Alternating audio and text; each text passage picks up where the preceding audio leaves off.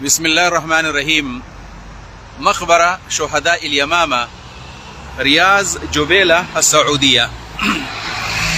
دا وخت منګه د ریاض په ښار کې شمال طرف ته یو علاقه ده چې هغې ته جبیله وایي، او په جبیله کې مشهور مقام یمامه چې په دې ځای کې یو معروف غذا شوې ده، د هغې معلومات زه ستاسو شریکومه. مقبره شهداء اليمامه، دا د زیارت القبور دعای لیکل په دې بورډ باندې بهر: السلام علیکم اهل الديار من المؤمنین والمسلمین ويرحم الله المستقدمین منا والمستأخرین وإنا إن شاء الله إنا بكم للاحقون. دا تاسو په نظر باندې راځي مقبره شهداء اليمامه. دا کوم ځای دی زه ستاسو شریکومه چې په کوم مقام باندې موږ ولاړ یو. دا زما شاته چې دا کوم ځای باندې ولاړ یو، نو دا علاقه چې کومه ده نو دا د یمامې ده. هغه ځای دی چې په کوم ځای کې د یمامې شهدا پراته دي. دا یو کنده ده، پخوا په دې کې قبرونه شته دی، خو تاسو ته اندازه ده چې د سعودي په حکومت کې او په دې علاقو کې داسې د قبرونو ډېر رواج نشته دی. بس دا یو کمپاونډ د هغې نه ګیر چاپېر راتاو دی، خو دې ځای کې حقیقت کې قبرونه دي. زه ستاسو سره دې باره کې معلومات شریکوم چې په دې کوم مقام باندې موږ ولاړ یو. نو دا ځای د شهدا د یمامې دی، ورسره دا کوم شاته چې کوم ځای دی انشاءالله تعالی زه به تاسو ته ښیم. واقعه داسې وه چې کله جناب محمد رسول الله صلی الله علیه وسلم وفات شو د پیر په ورځ باندې، او حضرت ابوبکر صدیق رضی الله تعالی عنه په لاس باندې د خلافت بیعت وشو. کله چې د ابوبکر صدیق رضی الله تعالی عنه په لاس باندې د خلافت بیعت وشو، د حضرت ابوبکر په زمانه کې او دغه په خلافت کې درې غټې مسلې راغلې وې. غټې مسلې، یو ته ویل کېږي فتنة الارتداد، چې بخاري حدیث دی چې کله نبی علیه السلام وفات شو فکفر من کفر من العرب، چې دړ خلک کافران شول. کوم خلک چې منافقان و هغې لاړل مرتد شول. ډېر خلک داسې وو چې هغوی په شک باندې ایمان راوړی و، هغه لاړل مرتد شول. دویمه فتنه چې کومه وه نو هغه د مانعین زکات وه، فتنة مانعي الزکات. یو داسې خلک وو په دې ځای کې، په دې عربو کې، چې هغوی د زکات د ورکولو نه انکار وکړو. دلیل به د قرآن نه وایو چې زکات اخیستل چې دي، چې حکومت له به سړی زکات ورکړي، دا د محمد رسول الله خصوصیت و چې الله ورته ویلي و چې خذ من اموالهم صدقة تطهرهم وتزکیهم، چې ته د دې خلکو نه زکات اخلا، مال کې اخلا، چې ته به پاکې. دا د رسول الله خصوصیت د لحاظه موږ انډیویجولي انفرادي طور باندې به زکات ورکړو، خو ابوبکر له نه ورکړو. دا یو بله فتنه وه. دریم نمبر خطرناکه فتنه چې په کوم مناسبت باندې موږ دلته ولاړ یو، نو هغه د ارتداد فتنه. دغه فتنه وه د ختم د نبوت. څنګه د نبوت؟ د ختم نبوت فتنه موږ ورته نه وایو. بنیادي طور باندې خلکو به د نبوت دعوې کولې. دا مسیلمة الکذاب چې کوم نوم موږ اخلو په تاریخ کې، چې د هغه یو نوم دی او په دې علاقه کې هغه مردار شوی دی، مسیلمة الکذاب. دا هم په هغې خلکو کې دی چې دا متنبي دی. متنبي مطلب دا چې پیغمبر نه یو په زور باندې ځان ته نبي. یو ته نبي وایي چې الله مقرر کړی، یو ته متنبي وایي چې په زور باندې ځان ته هغه نبي وایي. مسیلمة الکذاب یو شخصیت دی. دویم نمبر هغه اسود عنسی دی، سجاح په نوم یې زنانه ده، د هغې مختار ثقفي د ایران دی. دا قسمه خلک چې کوم وو، نو دوی په لوی تعداد باندې د نبوت دعوې وشولې. په بخاري شریف کې دا واقع باقاعده موجود ده چې مسیلمة الکذاب د خاندان د یمن نه راغلی و، او د نبي علیه السلام په ژوند باندې د خاندان د نبي علیه السلام سره ملاقات کړی و. ابو سعید خدري فرمایي چې دا بدبخته دننه نه و راغلی. نبي علیه السلام د دې وخت نه تپوس وکړو چې څنګه چل دی، ستاسو سره بل څوک شته؟ ویل او زموږ سره بل څوک شته. ویل څوک دی؟ مسیلمه. دا کذاب ورته نبي علیه السلام ویلی دی، مسیلمه. نبي علیه السلام یې خوا راووت، ویل ته ولې نه راغلی؟ ویل زما، ویل ستا زما، ویل دوه تپوسونه دي. ویل څه تپوسونه دي؟ ویل یو خو داسې کار وکړه چې یا د نبوت زما سره شریک کړه، هله به زه ته ایمان راوړم. او ویل که دا نشي کولی، نو دویمه خبره مې دا ده چې ته داسې وکړه چې د ځان نه وروسته د نبوت او د خلافت ماده پرې. نبي علیه السلام ورته لن تعدوا قدرک قریشه، ستا حیثیت نشته. نبي علیه السلام د دغه شان پرېښودو. دغه خبره په ذهن کې پرته وه چې ده په نبي علیه السلام ایمان رانوړو. او کله چې رسول الله وفات شو، نو د ابوبکر صدیق په زمانه کې دی زه پیغمبر یم. دا کوم ګیر چاپېره ایریا چې دا دی د مامې دا کوم ښار دی، او د اصل کې جبیله ښار دی، یمامه پکې د ورکوټی ځای دی. دا تاسو شاته ښکاري په نظر باندې. ما خبر یو ځای ته رسولې وه چې کله د ابوبکر صدیق زمانه راغله، مسیلمة الکذاب د نبوت دعوه وکړله، نو رسول الله صلی الله علیه وسلم وفات شوی دی. ابوبکر صدیق رضی الله تعالی عنه هغه د دې حالاتو مقابله کوله. د مانعین زکات خلاف جنگ وکړو، مانعین زکات خلاف جنگ وکړو. دویم نمبر دا ده، دویم نمبر کوم چې فتنه د ارتداء کوم چې د نبوت دعوه خلکو کوله د نبوت، پکې مسلمة الکذاب دی، اسود عنسی دی، مختار ثقفي دی وغیره وغیره. سجاح زنانه وه. د دې د سرکوبۍ دپاره چونکې په دې امامه کې د آبادو 70-80 هزار کسان د ملګري وو. ابوبکر صدیق رضی الله تعالی عنه داسې کار وکړو چې حضرت خالد بن ولید رضی الله عنه هغه راولېږو. دا د نبي اسلام د وفات نه یو کال وروستنۍ خبره ده، یعنی 12مه هجري ده چې نبي علیه الصلاة والسلام ملګري یا د غار چې کوم یار دی سیدنا ابوبکر صدیق رضی الله عنه هغه نزان سره صحابه کرام راواغستل او تابعین او ورسره د حضرت خالد ابن ولید رضی الله تعالی عنه هغه سره ملګري کړل او خالد بن ولید صاحب دلته راغی او د دې مسلمة الکذاب خلاف جنگ کړی دی. اوس دلته کې ایگزیکټ ماته معلومات نشته چې قلا په کوم ځای کې ده، چې په کوم ځای کې د وحشي چې کوم د رسول الله صلی الله علیه وسلم چې کوم تر د حضرت حمزه رضی الله عنه هغه په احد کې شهید کړو. هغه وی چې ما دا فیصله کړې وه چې کله ما ایمان راوړو نو ما ویلو چې زه کله کافر وم د مسلمانانو ډېر لوی لیډر مې شهید کړی و. اوس چې کله مسلمان شوم دا مقابله به زه اخلم بدل به اخلمه. نو کله چې جنگ شروع شو نو دا خالد ابن ولید خو لګیا دی ټول جنگ کوي، خو په دې دوران کې مسلمة الکذاب ځان څه برچي نیولې ده او ویلو چې زه به د دې سړي کار وزرن کوم. نو ویل دا چې کوم د قلا ده اوس دا قلاګانې وصلی الله علیهم په کوم ځای کې دي هغه تاریخ ماته نه دی معلوم. جومات هم دلته دی، دلته دا زاړه کورونه دي، دغه څه جومات تاریخي دا وصل تک د منځونو جومات دی، دا جوماتونه جوړ دي. ممکن چې دغه ځای وي په دې کې دا مسلمة الکذاب بره دی، مسلمة الکذاب او دا ورته ناست دی او چې کله د شپې راووتو داسې په یو کیسه کې او د تماشه کوله نو ویل حضرت وحشي ابن حرب چې کوم دی هغه د برچي راواغستلو. وایي ما چې کله ورګزار کړل د دلوم په دې غوټۍ باندې مې وشتو او پورې غاړه مې تېره برچي وایي پورې باسله. نو وایي بیا زه ناست وم په هغه ځای کې ما چې د څو پورې ماته یقین نه حاصل شوی چې مسلمة الکذاب بردار شوی نه دی، زه نه ځمه د دې ځای نه. نو ویل ساري ویل یو جنۍ واخه هغه راپاڅېدل او قلا ته بر راوختل چې ای خلکو واورئ کوم چې د عربو سردار سید العرب هغه یو غلام وجلی دی بېګا. وایي زما یقین راغی او رالم او خالد بن ولید ته مې وویل چې مبارک دی شه هغه ملعون الله زما په لاس باندې مردار کړو. په دې میدان کې هغه د مسلمة الکذاب چې دا د ختم نبوت دپاره لومبی جنګ دی، لومبی جهاد دی. او زه په دې وخت کې یو فخر محسوسومه چې الله رب العالمین او بیا خاص کر دعا به د مولانا صاحب ته کوو چې هغه ځای ته موږ راوستلو په کوم ځای کې چې د ختم نبوت دپاره لومبی جنګ شوی دی. هغه عقیده چې زمونږ د مسلمانانو د ختم نبوت د عقیدې نه بغیر د رسالت عقیده هغه نیمګړې ده. الحمدلله هغه میدان دا دی. په دې ځای کې صحابه کرامو قربانیانې ورکړي. تاسو یقین وکړئ اوس دا 2025 شروع دی، دلته کې نږدې کورونه نشته دی. موږ د دې ځای نه تقریبا څومره لار ده ستاسو د هوټل نه دلته پورې 15-16 کیلومتره کې دلته کور نشته دی. صرف په دې ځای کې 20 کیلومتره کې کور لا نشته. دلته لا اوس آبادیانې شروع دي. یعنی په هغه زمانه کې به څومره سخت سفر یې دا د مکې نه د مکې نه ریاض ته تقریبا 600 کیلومتر 860 کیلومتر ریاض ته ده او تقریبا 60 یا 70 کیلومتر د ریاض سټي نه دا بار ده. یعنی 750 کیلومتر لار ده. دا د هغه ځای نه د مکې او د مدینې نه، بلکې د مدینې او د مکې په منځ کې ځانه ډېر لوی لار ده. تقریبا د 1000 کیلومتر لار جوړېږي او دا صحابه کرامو دلته کې طی کړل راغلي دلته د ختم نبوت دپاره. په دې بنیاد باندې کله چې دا جنګ وشو په دې جنګ کې څومره خلک شریک شوی دی نو شرکت پکې د زرګونو په تعداد دی، ځکه د مسلمه لښکر 70,000 نه زیات دی. ټوټل چې په دې کې مقتولین دي نو هغه څه اختلاف پکې دی، تاریخ دی، ځکه تاریخ زموږ دومره محفوظ نه دی چې څومره خلک دي. 10,000 21,000 15,000 د مختلف تعداد دی په دې کې. خو د مسلمانانو د شهداو تعداد څومره دی په دې باب کې مشهور روایت د 1200 دی چې 1200 کسان په ختم نبوت باندې هغوی ځان قربان کړی دی. یو روایت پکې د 500 دی، بل پکې د 700 دی، څوک پکې د 600 وایي. خو د 500 سے لے کر 1200 تک صحابہ و تابعین نے ختم نبوت پر اپنی جانوں کا نذرانہ پیش کیا تھا یہاں اسی میدان کے اندر. دویم نمبر خبره دا ده چې دا هغه جنگ دی چې په هغه زمانه کې حفاظ د قرآن ډېر کم. وجه دا وه چې قرآن داسې په مصحفي شکل کې نه و، بلکې دا وه یو کاغذ کې بل کاغذ کې مختلفو پارټس د قرآن کریم و. نو داسې حافظان ډېر کم و. په دې جنگ کې 70 شهدا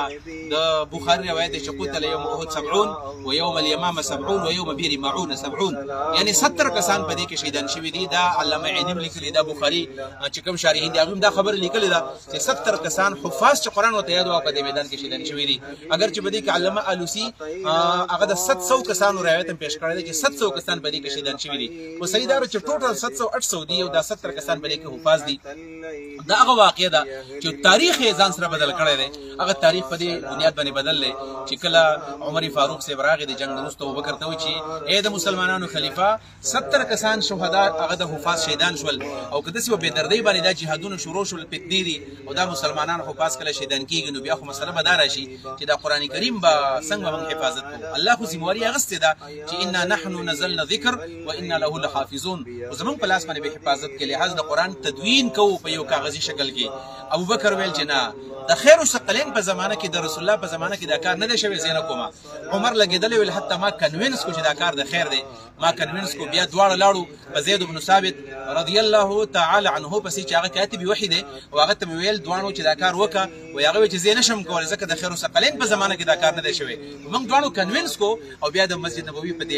ګیټ کې موږ کېناستلو او موږ اعلان وکړو چې د چا سره قرآن کریم په رټن پام کې موجود دي 2 ګواهان به راولي او دی به ورسره لګي قرآن کریم تدوین به کوي زید بن ثابت او دغه سره د یو بعضې کسانو 4 کسانو کمیټي وه کېناستل او ورته یې ویله چې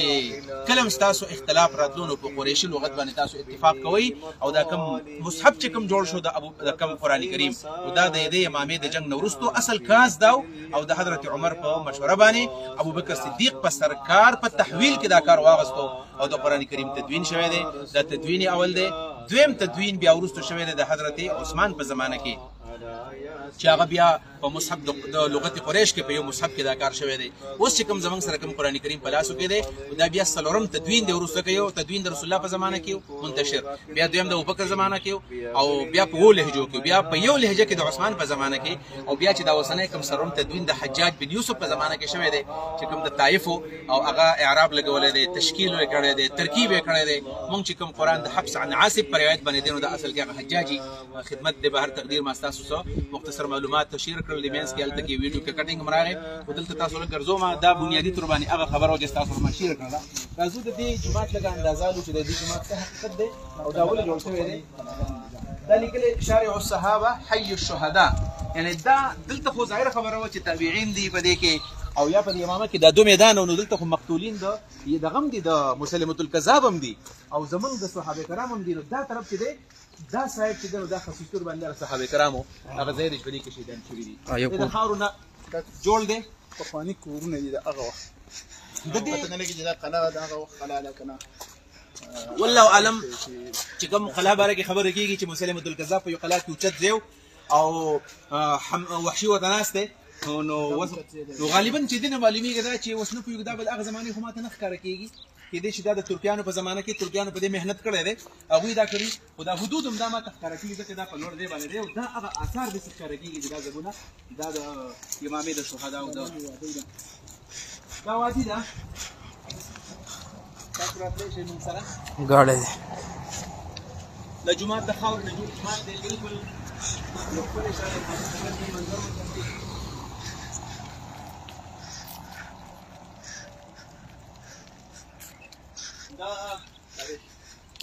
دا دی بالکل کلچرل هیریټیج تراث ثقافي والله علم قدیمه نیبو ستاسو د بارکوډ باندې دغه راشي نو ته راوشه دغه راوړه هی تراث موبایل کې تاسو دغه راکړي موبایل لګرا په دې کې موږ دا سکین کو نو شاید موږ ته ټول تفصیل لګي سکینر راوړه ها دا درځو لږ درځو تاسو ان شاء الله معلومات ترته نه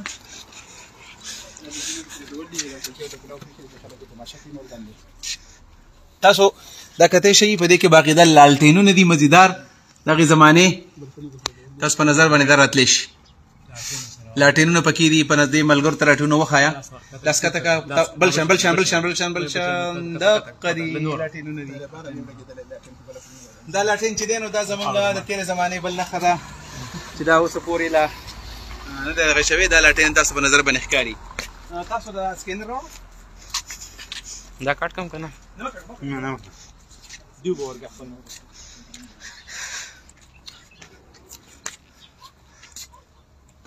نظام سکینر څنګه راځي ما پته نشته تاسو ولته څنګه کوي دالې راغی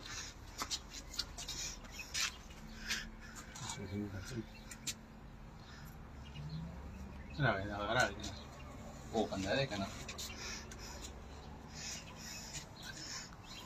page not found بس دی کې ممنوع وي کوم دی ته اوهو څه کې دلته کوم دلته کار کې ماشاءالله د دل د کوهستان کې ملاقي کلکوټ د کلکوټ د محمد علي سي اوهو محمد علي سي ام پی اس کلیوال کې ام پی اس پروګرام ګوري نو کلیوال در سره ملاو شوی دی او دلته کار کې د امامي د حالتونو خبرې چې څه شوي دي لا مې کده تاسو ولې دی راځه وسته معلومات وکړل ته پته ولې چې تاریخي ځای دی مطابق کار خو پته نه و په دې وجه باندې زه د ملګرو تر خبره کوم چې تاسو کله ریاض ته راځئ کله تاسو راځئ تاریخي مقامات ګورئ د امامي وزټ خامخا وکئ دا انتهایی ضروری دی اول ځما په سقيفه بني ساعده کې ویډیو کړی و دا غنه پس پریاس کې مدینه کې مکه کې مختلف ملګرو ماته چې دا زمونږ د اوس پورې نه دی لیدلې اون ته اوس پته ولګي چې دا تاریخي ځای دی لہذا د اغینه تاریخي ځای دی هغه تاریخي وو هغه د خلافت د ابوبکر صدیق په غزا کې شو دلته د ابوبکر په زمانہ کې د ختم نبوت د لپاره پړومبي ځلبانې 1200 شهدا قرباني ورکړل 1200 مسلمانانو قرباني ورکړل 70 حفاظ بده کې قرباني ورکړل لہذا زما درخواست ده چې تاسو دلته خامخا ویزټ لراځي دا یې نه تاسو زرګونو وینې توی شي زرګونو وینې دا ځای چې د شهیدوں کی لہو سے جو زمین سیراب ہوتی ہے بڑی زرخیز ہوتی ہے بہت شاداب ہوتی ہے بالکل د شادابی پته لګی دا شهیدانو وینه دا چې په دې ځکه د ټول عرب یو شان دي دا حالات د سری خو بسوي دي دغه حدیقې دي وسوس نشته لبیان نو بس تاریخي ځای نملګری وینا چې نور زو کنه ځکه نو شوتلې چې دیس پورې موږ تاسو معلومات شیر کول او زه په اخر کې بیا وایم چې تاسو امامي میدان ته راشئ دلته تاسو اندازه وشي یعنی بل زه خبره پدې کې کومه زمونږ پاکستان کې دا ایشو سیاسي ایشو جوړ شوی دا سره په ختم نبوت باندې لګیا دی او سیاست په دی باندې کوي موږ دومره شهدا دي موږ دومره دي دا غزه دي چې حقيقي معنی کې خلکو دلته قربانيان ورکړي دي د امامي زیره دا جمعه تاسو په نظر باندې راځي دا جمعه بند دی په دې کې موږ نه کېږي جمعه اصل کې هغه دی معلومیږي دا چې دې ځای کې چرته ابوبکر صدیق سے یا خالد بن ولید دا کوملګرو ممکن دی چې په دې کې دا غوي د سیستم شي وي ځکه دلته کې محفوظ کړی دی او تاریخ هم دا دی نور اصل جمعه تو مغه د امامي بس په دې باندې زه اکتفا کوم د دې ویډیو اختتام کو بیا دعوت در کوم چې کلم ریاض ته راځي او خاص کر زما چې کومرونه پښتانه رونه په ریاض کې د لکونو په تعداد کې زرګونه نه شمیسي او د علاقې منفوها او شارع خزان او شارع سباله دا علاقې دي چې په دې کې ټول پښتانه رونه د پاکستان نه د خیبر پختونخوا زیات نوجوانان زم چې میډیکلی فټ خلک دي چې کوم سړی راځي میډیکل پاسي روغ خلک بیمار نه پریږدي بالکل کریم خلک زموږ د پاکستان نو د ټول دنیا نه راځي او دلته کې خدمت کوي پیسې ګټي خپل بچي لاغي خېټه سره زم تاسو یو 100 ریال خیر خرابوي او ټیکسي کوي دوه درې کسان جمع کېږي او راځي د علاقې ونی ایمان ممتاز شي د سره د څومره چې تاریخي زګونه دي زمنګ د اسلام سره ریلیټډ دي دا وای نه تاسو بنیادی تر باندې ډیرو خلکو زمنګ د اویز دسي عبس باندې ښکاری چې په دې کې سړي رال بنیادی تر باندې دا زمنګ ایمان دی زمنګ تاریخ دی زمنګ میراث دی زمنګ وراثت دی چې دا موږ نوی نسل ته منتقل کو زمنګ ملګر ته پته ولګي دا استاد بخونر سے راغله دی دا ملګری دی دا ملګری تاسو ورېدو چې دلته کلکوټ په دې یا مامه کې دی په دې جوبېله کې وسیږي او ماته پته نشي شل شوی دی نو دته په علم کې معلومات رال موږ خو دا شرط بل ځای خو پښتو باندې پویدو پښتو رومان سی هم پیله زرمانه دلته راځي زیرومان سی جدا او کلیم الله چې څه کوم پروګرامینګ نو هغه ته چې دا ستا تروزه دی 20 کیلومتر کې دا په جوبېله کې دی خو د تر اندازه ولې نشته ځکه چې دلته څوک خبرې نه کوي به پرس کده ته پته وي چې کله پوه شو پورن زمنګ سره پاسو استاد سره زم دی زیته نو زه شکر دې زمنګ په واسطه باندې دویم دا ځای ولیدو الله تعالی دې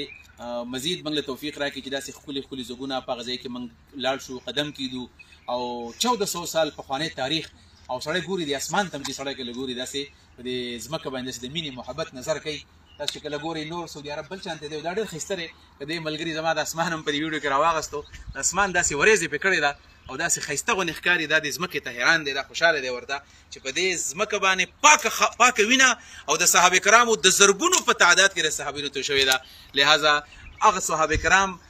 رحمتونه دي په لکونو کروڑاو رحمتونه دي د ابوبکر صدیق پر روزه باندې شي او په لکونو کروڑاو اربونو کربونو رحمتونه د خالد بن ولید او د وحشي بن حرب او په شهدا د امامه دا وی په قبرونو د الله تعالی په کروڑاو اربونو او په کربونو رحمتونه الله تعالی نازل کی امين امين امين والسلام علیکم ورحمت الله وبرکاته